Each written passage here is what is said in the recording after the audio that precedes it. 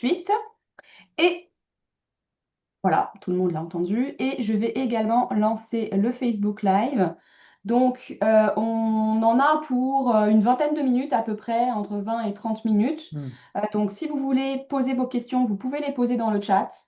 Moi, je les prendrai à la fin et je les poserai directement à Thomas, mais n'hésitez pas à les poser au fur et à mesure.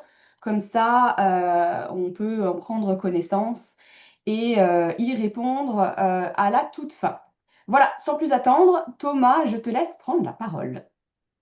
Merci Audrey. Donc bonjour à tous. Effectivement, on va parler aujourd'hui. Alors je ne sais pas si on voit mon PowerPoint. Ok, On parfait. voit très bien, oui. Donc avant de commencer, je vais me présenter. Donc moi c'est Thomas Magré. Je suis directeur associé du cabinet MSGL à Montréal, un cabinet implanté aussi à New York et Miami. En fait, finalement, on accompagne les entrepreneurs, les sociétés et les particuliers qui finalement s'implantent, s'expatrient en Amérique du Nord. Donc Amérique du Nord, j'entends aussi les US. Donc là, pour notre sujet aujourd'hui, qui est la fiscalité personnelle, on a une équipe. Oula, pardon, je viens déjà de passer le premier. Oh là là là là là là là là, je viens déjà tout de passer. On a une équipe de 4 personnes qui gèrent toute la fiscalité, les déclarations de revenus au Canada, donc notamment déclaration de revenus, régularisation de déclarations et formulaires spécifiques, surtout quand on est expatrié, on a du patrimoine à l'étranger. Donc, je vais commencer déjà tout de suite par présenter. Donc, effectivement, aujourd'hui, on va parler des régularisations de déclarations de revenus canadiennes. Donc, finalement, il y en a deux. On va pouvoir voir le sommaire assez rapidement ici. On a la première régularisation de déclaration qui est la déclaration amendée. Après, on va parler du programme de divulgation volontaire, qui est une régularisation plus lourde et plus complexe à comprendre, mais en tout cas, on va pouvoir vous l'expliquer. Après, sur le point 3, on va avoir un tableau finalement comparatif qui va vous permettre à tous de comprendre les différences et surtout la pertinence de l'utilisation de l'un ou l'autre, l'une ou l'autre régularisation. Et le dernier, je vais vous montrer un peu de cas concrets qui va finalement vous aider à comprendre et à choisir, si c'est votre cas, quelle régularisation opter. Évidemment, à la fin de cette présentation, je reste évidemment disponible. Vous verrez, il y aura nos adresses mail avec mon associé Amandine Barrault et notre QR code pour prendre rendez-vous et évidemment vous accompagner si vous avez besoin. Donc la première régularisation, c'est ce qu'on appelle la déclaration amendée. C'est ce qui est la plus courante, qui est évidemment applicable auprès du fisc canadien et de Revenu Québec. Finalement, la déclaration amendée, c'est comme son nom l'indique, c'est qu'on amende, donc on modifie une déclaration déjà produite, donc on modifie une déclaration. On peut remonter jusqu'à 10 ans. Et la particularité de la déclaration amendée, c'est que ça ne nous évite pas, ça ne nous fait pas sauter les pénalités et intérêts. Voilà. Alors, dans le cas où on doit payer de l'impôt, mais dans le cas où on doit recevoir justement un remboursement, là, cette fois-ci, dans le cas inverse, c'est l'État, c'est le fisc qui doit nous verser des intérêts. Donc, après, c'est clair que pour peut-être comparer les différences entre les deux, les intérêts qu'on doit payer sur un impôt impayé et à la différence, un remboursement qu'on reçoit avec les intérêts sont évidemment pas les mêmes. Donc voilà. Donc, la déclaration amendée est une procédure assez simple. Finalement, on reprend la déclaration déjà transmise et on ajoute sur un formulaire qui est finalement le formulaire ADJ, finalement ce qu'on modifie. On va indiquer les cases ou les formulaires ou les revenus qu'on a modifiés et on va évidemment dans ce formulaire-là retrouver le montant d'impôt dû en plus ou finalement le remboursement qu'il y a à percevoir. Il faut vraiment voir ça comme une déclaration qui n'est pas que dans le but de payer ce qui n'a pas été payé, mais potentiellement aussi de récupérer ce qu'on a trop payé. Vraiment, c'est vraiment dans les deux cas qu'il faut regarder ça. Donc la déclaration amendée, honnêtement, c'est un processus assez simple, entre guillemets, évidemment. Il reste quand même que ça dépend de ce qu'on régularise, ça dépend de quelle forme de revenu on régularise, ça dépend de quel formulaire on régularise. Mais honnêtement, c'est un processus assez simple qui coûte moins cher, en tout cas d'un point de vue honoraire comptable, pardon, et qui requiert pas forcément une documentation très lourde et très formelle, comme on l'indique, évidemment, là sur le PDF par rapport au programme de divulgation volontaire. Donc honnêtement, pour résumer rapidement, la déclaration demandée, c'est une régularisation simple en reprenant la déclaration déjà faite. Ça ne nous évite pas les intérêts et pénalités si on doit payer, mais au moins ça régularise auprès du fisc et ça nous permet d'être assez confortable sur nos déclarations. Deuxième, on va peut-être, Audrey, on garde la phase de questions pour la fin. Je ne sais pas ce que tu en Ouais, penses. Ouais, oui, oui, oui, parfait. oui. Si jamais il y a des questions, je te les poserai à la fin. Parfait. Donc, deuxième point, donc, le programme de divulgation volontaire. Alors, le programme de divulgation volontaire, déjà, avant de commencer, c'est un processus qui est à utiliser one shot, qui peut être utilisé one shot qu'une seule fois dans sa vie de contribuable au Canada. Donc, c'est pour ça que c'est un programme qui est un peu, alors, déjà, dans un premier temps, du fait qu'il soit unique et qui peut être utilisé qu'une seule fois, à prendre un peu avec des pincettes parce qu'il faut l'utiliser intelligemment. Je vais y venir après dans mon tableau comparatif, mais effectivement, le problème de divulgation volontaire est à utiliser surtout pour des régularisations assez lourdes, assez complètes et certainement sur plusieurs années. Et surtout, honnêtement, le programme de divulgation volontaire est utilisé quand on veut faire sauter beaucoup de pénalités et diminuer surtout les intérêts à payer. Ça ne fait pas sauter l'impôt qui sera dû. Effectivement, on doit, même si on doit régulariser de l'impôt à payer, on le paiera. Et par contre, les pénalités pour finalement euh, euh, montant impayé et surtout pour formulaires non déclarés, dont deux formulaires qu'on a cités lors de nos précédents webinaires qui sont le formulaire T1135 et T1134. Pour rappel rapide, le T1135, pardon, c'est le formulaire finalement c'est une photosynthèse de notre patrimoine personnel étranger. C'est le formulaire dans lequel finalement on déclare tout notre patrimoine étranger, immobilier, actions, crypto-monnaies, etc. Et de l'autre, le formulaire T1134 qui finalement est un formulaire dans lequel on indique les états financiers, finalement les comptes de nos sociétés détenues à plus de 10% à l'étranger. Et ces deux formulaires-là, s'ils ne sont pas déclarés et qu'on a omis finalement de les envoyer, c'est 2500 $ de pénalité par formulaire, par an, par contribuable.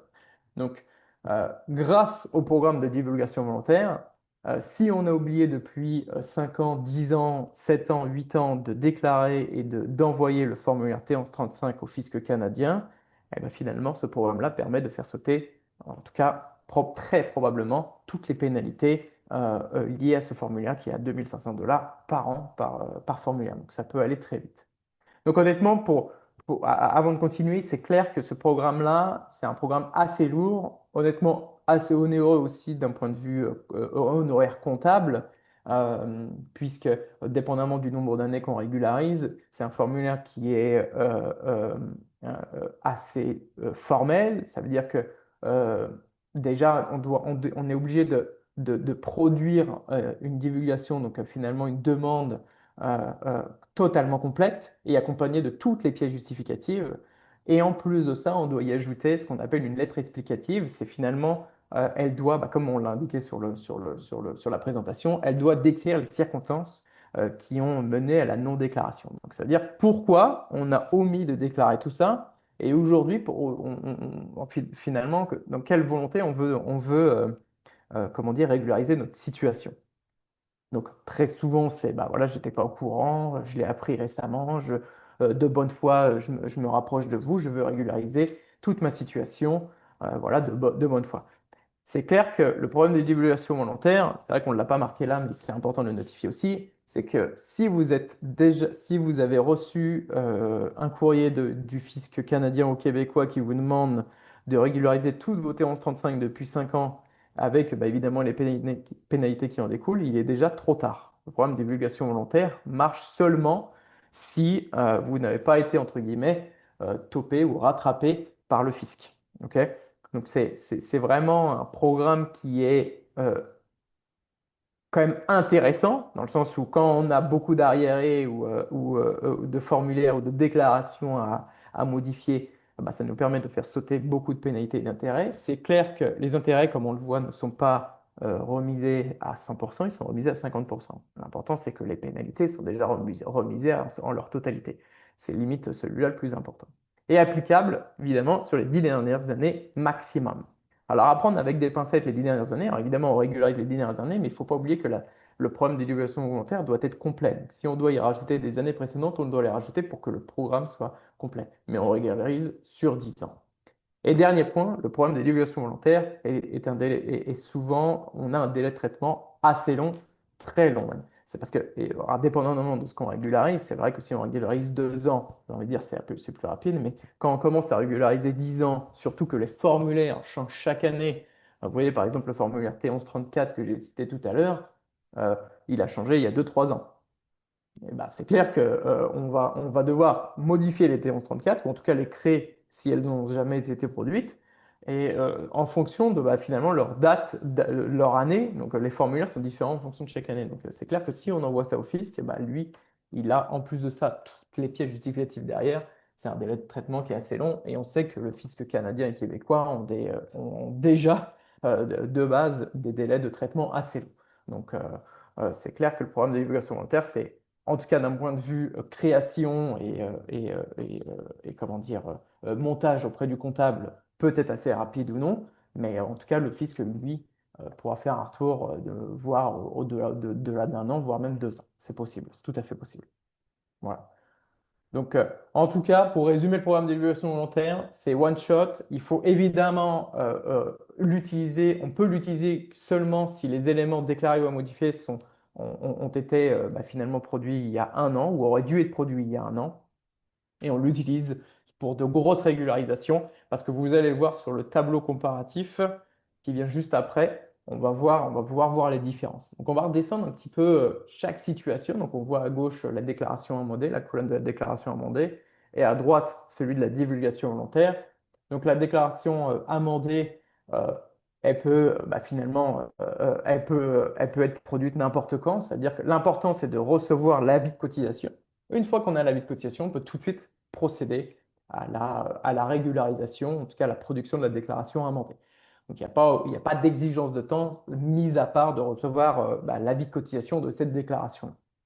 Par contre, lui, comme je vous ai dit tout à l'heure, la divulgation volontaire, le programme de divulgation volontaire, lui, il faut attendre un an. C'est-à-dire qu'un an après la dernière déclaration, en tout cas la déclaration que vous souhaitez modifier, vous pouvez procéder à la divulgation volontaire.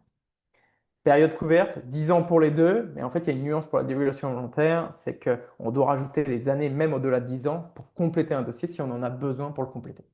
Ok. Complexité du processus, c'est évidemment simple. Alors, je l'ai mis entre guillemets pour la déclaration amendée. Évidemment, c'est facile de dire simple. Ça dépend surtout de ce qu'on régularise, du nombre de formulaires à régulariser et finalement de tout ce qu'on régularise, tout simplement. C'est vrai que si on a juste une ligne à régulariser, j'ai envie de dire, c'est assez simple à produire. C'est vrai que si on doit modifier toute la déclaration tout de suite, c'est déjà un petit peu moins simple. Mais honnêtement, c'est un processus assez rapide. Et une fois qu'on a envoyé la déclaration amendée au fisc canadien et québécois, on a des retours assez rapidement. Et voilà. Donc, et la différence, ben, on ne l'a pas noté ici, mais la différence entre une déclaration amendée et un programme de divulgation volontaire, c'est que la déclaration amendée peut être TED. Donc, TED, donc télétransmise. Ok. Programme de divulgation volontaire, c'est vraiment un courrier qu'on envoie avec une lettre et tous les justificatifs derrière. Donc, justificatif requis, donc évidemment, déclaration amendée, on fournit à fournir au besoin. On n'est pas obligé. Souvent, ils peuvent demander un justificatif complémentaire une fois qu'ils l'ont reçu. Honnêtement, ce n'est pas obligatoire. Par contre, pour lui, pour la programme d'évaluation volontaire, on doit tout fournir. Très important. Pour la lettre explicative, évidemment, il n'y en a pas pour la déclaration amendée. La seule chose qu'on rajoute, c'est un formulaire finalement spécifique à la déclaration. On indique juste ce qu'on a modifié en quelques lignes et en quelques chiffres, évidemment, pour tomber sur l'impôt à payer ou à recevoir en différence. Pour une divulgation volontaire, lui, la lettre est évidemment requise et c'est surtout, elle est très importante pour détailler les circonstances de cette non-déclaration. Remise de pénalité et d'intérêt, il n'y en a pas pour l'amender, comme je vous ai dit tout à l'heure. Par contre, il y en a une pour le programme de divulgation volontaire avec 50% sur les remises. Donc ça, c'est important aussi qu'on en parle. Le coût comptable, alors évidemment, nous, on est concernés en premier, mais pour que ça, finalement, ça saute un petit peu aux yeux, vous voyez la déclaration amendée, on est en moyenne sur une déclaration entre 500 et 1500 dollars. Encore une fois, c'est indicatif, hein, c'est vraiment au cas par cas, il faut regarder. Mais on est en moyenne sur ces tarifs-là, alors qu'une divulgation volontaire, on est à minimum 2005, ça peut monter jusqu'à 20 000, voire même plus que ça. Alors, je ne veux pas faire peur du tout, hein, parce que quand je dis plus que ça veut dire qu'on régularise limite toute notre vie. Mais, mais honnêtement, le programme de divulgation volontaire, c'est vraiment aux alentours de ces prix-là, 2500 $, c'est le prix minimum qu'on puisse avoir. Alors évidemment, pas contre nos confrères, mais si vous trouvez moins cher que ça, c'est qu'il faut quand même un petit peu s'inquiéter ou se poser des questions. Évidemment, le but, c'est de prospecter auprès de plusieurs comptables. C'est ce qu'on conseille à tous dans, de toute façon, n'importe quel achat, grosse acquisition comme ça, ou de gros frais comme ça. Mais effectivement, un programme d'évaluation volontaire, ça nécessite du temps, une expertise assez importante. Et en plus de ça, c'est à utiliser une seule fois par contribuable. Donc, c'est pas à prendre avec des pincettes. Et, euh, et c'est quand même important à prendre en compte. Et là, évidemment, la dernière chose, la fréquence autorisée. Donc, comme je vous ai dit tout à l'heure, l'évaluation volontaire one shot. Et l'amender, on peut l'utiliser le nombre de fois qu'on le souhaite. Alors, je pense qu'il est important quand même, avant que je passe sur les cas concrets, d'évoquer quand est-ce que c'est rentable, en tout cas, quand est-ce que ça vaut le coup de le faire. Surtout quand on voit les honoraires comptables. euh, Commençons par la déclaration amendée. Souvent, on utilise une déclaration amendée quand on s'attend, dans tous les cas, si on n'a pas assez payé ou faut payer, ou déclarer de formulaire, à payer les intérêts et pénalités. Donc, il faut que ça vaille le coup. Finalement, la divulgation volontaire, c'est pour faire sauter tous les intérêts et pénalités qu'on va devoir payer. Parce que dans tous les cas, l'impôt doit être payé. Dans les deux cas, l'impôt doit être payé. L'avantage de la divulgation volontaire, c'est qu'on fait sauter les pénalités et une partie des intérêts. Donc c'est ça qu'il faut regarder. Souvent, c'est quand on n'a pas fourni les T1135 et T1134, donc 2500 $ par formulaire. Donc en fait, évidemment, c'est logique. Il faut que ça soit rentable pour le contribuable. Il faut que ça soit rentable pour vous. Donc faire une divulgation volontaire pour finalement annuler 3000 $ de pénalité, alors que finalement le comptable, vous allez payer 2005 ou 3000 $, bon, bah, est-ce que ça vaut nécessairement le coup, quoi? Deuxième chose, c'est que même pour la déclaration amendée, faire une déclaration amendée qui va vous coûter entre 500 et 1500 $ pour régulariser, je ne sais pas, 50 ou 200 $ d'impôt, bon, est-ce que ça vaut le coup? Alors nous, évidemment, on n'a pas le rôle de vous dire de ne pas le faire. On a évidemment notre rôle en tant que comptable et CPA, c'est de vous inciter à la régularisation, ce qui est logique. Mais on est dans des cas de rentabilité, dans un cas économique comme celui-là, eh ben, on se pose forcément la question d'user du temps et de rentabilité dans l'affaire, quoi. Donc, nous, on donne évidemment les faits, c'est-à-dire que si vous ne le faites pas, bah, vous avez tant d'intérêts qui peuvent s'accumuler sur tant d'années, etc. Et évidemment, vous prenez la décision de régulariser ou pas, quoi. C'est clair que ce qui est important, c'est d'être bien accompagné sur le choix de la régularisation. Partir sur la divulgation ou la déclaration amendée, c'est quand même très important de prendre ça avec des pincettes. On n'utilise pas la divulgation volontaire pour régulariser 500 $ de pénalité, ça c'est clair. Il faut une régularisation souvent sur plusieurs années et surtout, souvent et très souvent, c'est lié soit à des gros revenus étrangers jamais déclarés ou des formulaires non déclarés, comme notamment, encore une fois, la T1135 et la T1134, qui accumulent des pénalités assez importantes au fur et à mesure des années. Donc, dernier cas, dernière slide, c'est évidemment les cas concrets. Donc, j'ai mis, par exemple, pour la déclaration amendée, Monsieur T qui a omis de déclarer un feuillet T3 en 2021. Donc on rajoute le feuillet T3, on modifie la déclaration et il doit payer les intérêts sur le dû d'impôt qu'il n'a pas payé, quoi. Voilà, Madame P a trop déclaré un revenu d'emploi par erreur. Là, c'est dans le cas inverse. Elle a trop déclaré. Donc, au contraire, elle régularise et elle vient récupérer son dû, son trop payé. Donc, évidemment, on a un remboursement sans pénalité. Par contre, on nous verse des intérêts. Bon, on s'entend encore une fois, comme je vous l'ai dit tout à l'heure, les intérêts sur ce qu'on doit payer et ce qu'on doit recevoir sont évidemment pas les mêmes. Et Madame M a oublié un revenu de location étrangère, à jouer avec intérêt à payer, effectivement. Elle a oublié les revenus étrangers, donc elle doit payer l'impôt lié à ces revenus-là. Et elle y paye les intérêts et pénalités liés à ce revenu. Mais on est sur des petites régularisations. Elle a oublié un revenu, elle a trop déclaré un revenu d'emploi ou monsieur a oublié un formulaire. On est sur des petites régularisations et du coup, on a forcément des intérêts et pénalités pas si lourds que ça. Et là, dans le deuxième cas, quand j'ai pris qu'un seul cas, que j'ai déjà répété 4 fois, c'est Monsieur R n'a jamais produit les formulaires T1135 pendant 5 ans. Donc là, pour expliquer, et n'a pas déclaré ses revenus étrangers. Donc on est vraiment sur deux choses. On a déjà, dans un premier temps, les formulaires T1135 qui n'ont jamais été déclarés. Donc encore une fois, c'est 2500 $ fois 5 pour le coup. Euh, et on a, donc ça fait 12 500 $, si je dis pas de bêtises, c'est ça, ouais. Ça fait 12 500 $ de pénalité. Et en plus de ça, les revenus n'ont jamais été déclarés. Donc on va devoir redéclarer ces revenus étrangers chaque année. Donc dépendamment si ça génère de l'impôt ou pas, mais en tout cas si ça en génère, bon, Monsieur R devra évidemment payer ses impôts. Mais en plus de ça, il aura des pénalités et intérêts sur tous ces revenus-là. Donc grâce à cette divulgation volontaire-là, on fait sauter les 12 500 $ de risque de pénalité, en tout cas pendant 5 ans, parce que s'il ne l'avait jamais déclaré, bah, on arrive à 6 ans, 7 ans, 8 ans, bref, on fait qu'augmenter chaque année, et, les pénalités et intérêts, évidemment, sur ses revenus étrangers. Donc il n'a jamais été contacté par l'ARC. Comme je vous l'ai dit tout à l'heure, l'important, c'est qu'on soit les premiers à agir et non pas le fisc, parce qu'une fois que le fisc agit, il est trop tard.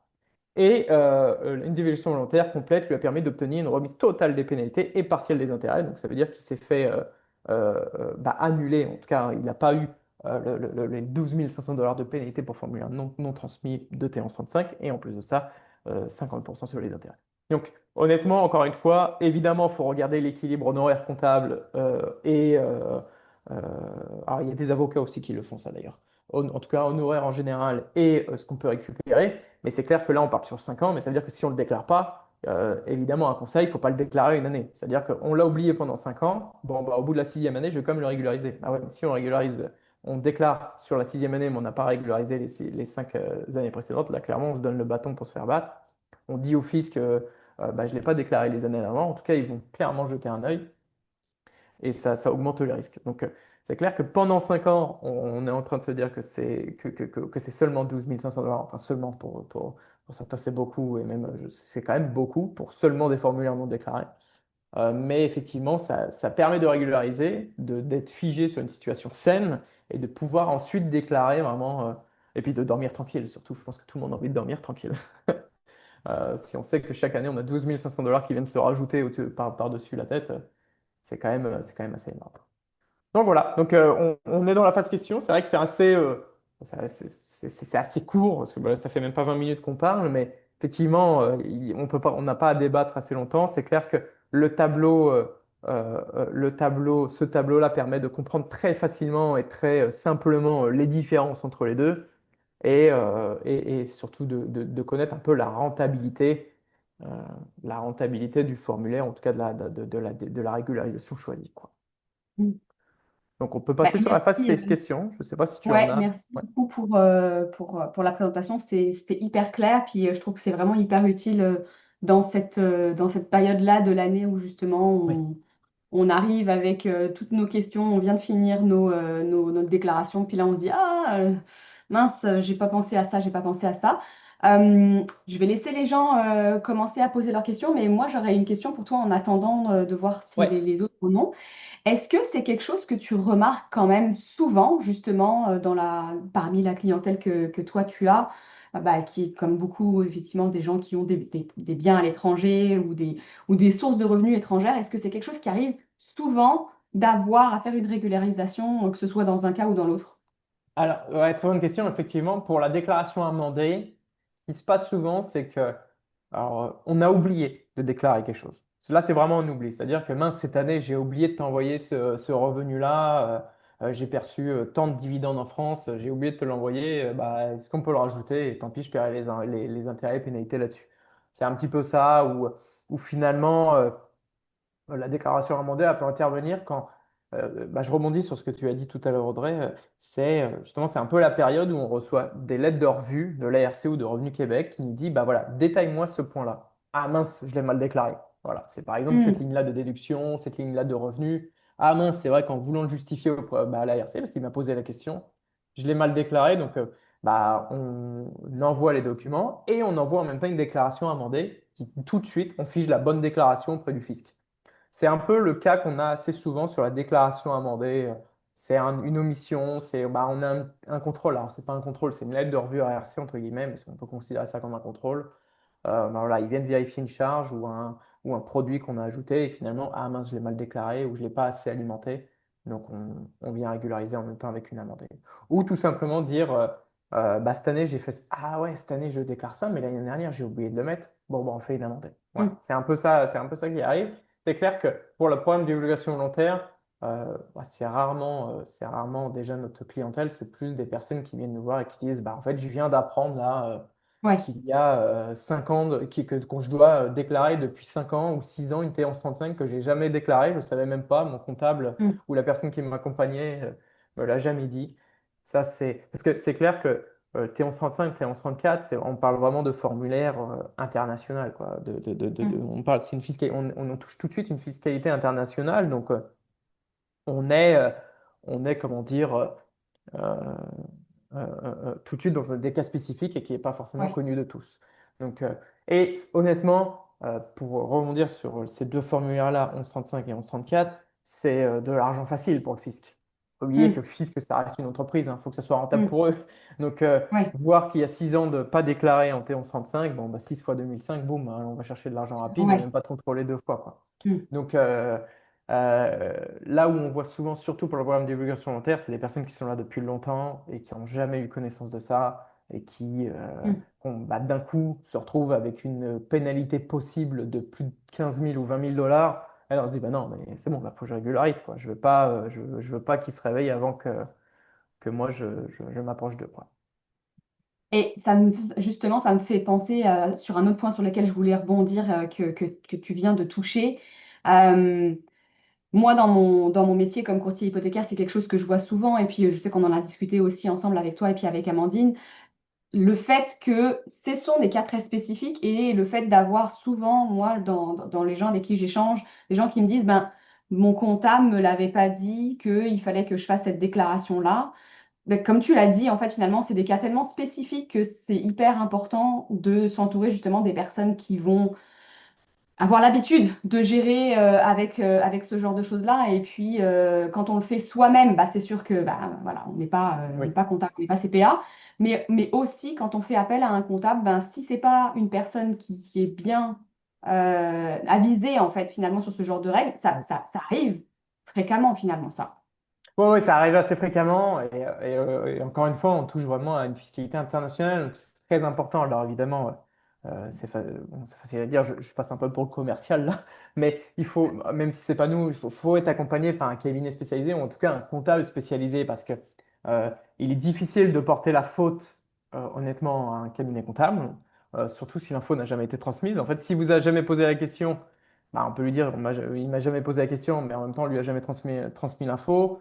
Donc, il est assez difficile et surtout, faut que ça vale le coup parce que même si Mm. on envoie la faute vers le comptable ou le cabinet qui vous a accompagné, bah, on engage tout de suite une procédure. Donc, il faut que, encore une fois, que ça vale le coup, quoi.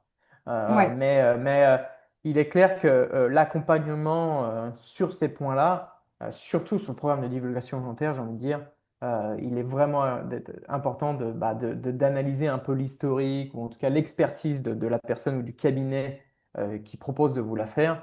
Et encore une fois, je rebondis sur ce que j'ai dit tout à l'heure. Les honoraires décrivent un petit peu, enfin, rien que les honoraires peuvent tout de suite vous donner des red flags. Un programme de divulgation volontaire à moins de 2000 ou même 2500 dollars sur plusieurs années, tout de suite, il ne faut pas y aller, je pense, hein, parce que ouais, ok. c'est vraiment énormément de temps, c'est beaucoup d'analyse, il faut être sûr de ce qu'on envoie, il faut une expertise assez particulière. Donc, bah, soit la personne n'est pas du tout rentable sur ce qu'elle fait, ce qui est tout à fait possible, mais, euh, mais honnêtement, je pense pas. Faut être vigilant. Ouais, voilà, faut quand même être Ouais, vigilant là-dessus. C'est pas à prendre avec des pincettes, honnêtement. Et encore une ouais, fois, ça se rejoint sur ce qu'on a dit sur la deuxième slide. C'est un programme qu'on peut utiliser one shot. Donc, c'est quand même un ouais, programme très important et exceptionnel, quoi. Donc, ouais, ouais. voilà. Ok, super. Écoute, on n'a pas d'autres questions. Je terminerai juste peut-être en faisant justement du pouce sur ce que tu mentionnais tout à l'heure par rapport au formulaire et donc annoncer aux gens qui nous suivent qu'il va y avoir une conférence spécifique sur la T1134 à la rentrée. Donc, gardez l'œil ouvert pour vous joindre à cette conférence-là quand elle aura lieu. En tout cas, merci beaucoup d'avoir présenté ça aujourd'hui. Super utile comme d'habitude. Et puis, ben, les gens autour de vous qui nous écoutez, n'hésitez pas à les contacter si vous avez des questions plus spécifiques. Parfait. Merci beaucoup, Audrey. Très gentil. Merci, À bonne journée. bientôt. Bonne À journée, au revoir. bientôt.